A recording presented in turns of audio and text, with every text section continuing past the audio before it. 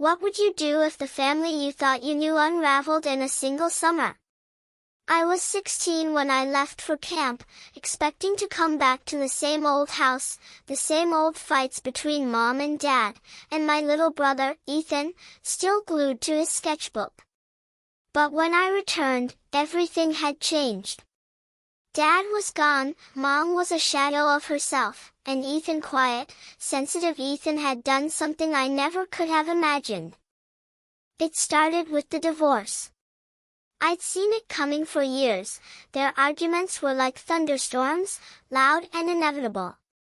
But when Dad moved out, it was like he'd taken half the air with him. Mom tried to hide her pain, but her red-rimmed eyes betrayed her.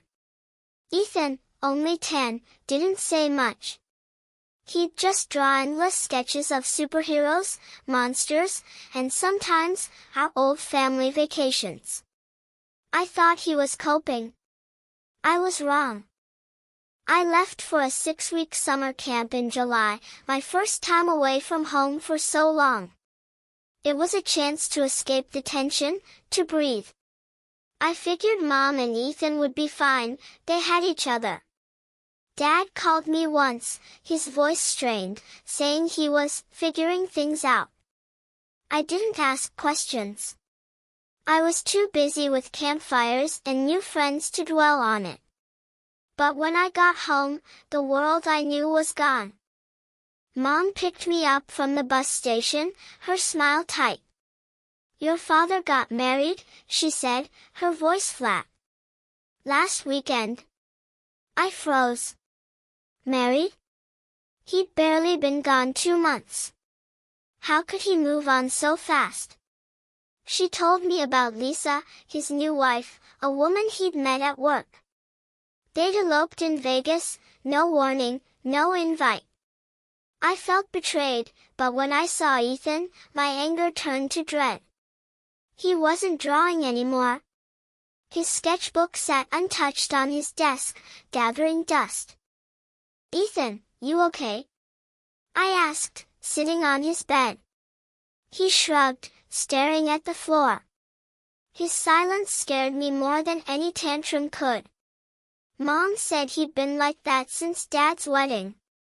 I wanted to fix it, to make him smile again, but I didn't know how. Then, I found the letter.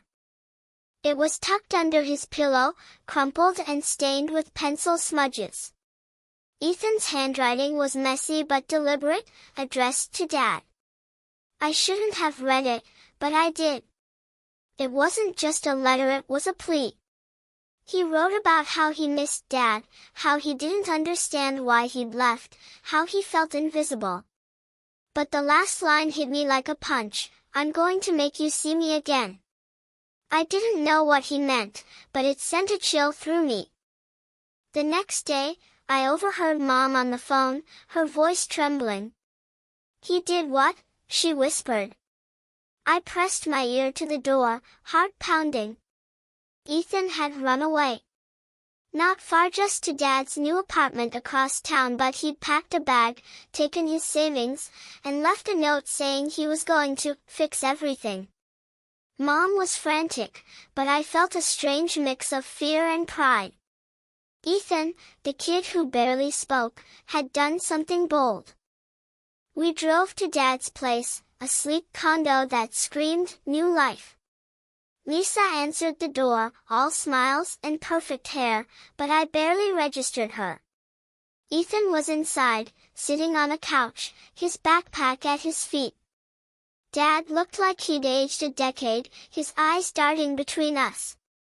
"He showed up last night," Dad said. I didn't know what to do. Ethan didn't look at me. He just clutched a small, wrapped box in his hands. "What's that?" I asked, kneeling beside him. He hesitated, then handed it to me. Inside was a drawing, a superhero family, with Dad in the center, Mom and me on either side, and Ethan, small but strong, holding us together. Underneath, he'd written, "We're still a team." I choked up. This was his plan? To remind Dad of what he'd left behind? I looked at Dad, expecting him to brush it off, but his face crumpled. For the first time, I saw guilt in his eyes. Lisa hovered awkwardly, sensing she didn't belong in this moment. "Ethan," Dad said, voice breaking, "I'm so sorry." But then came the twist I didn't see coming.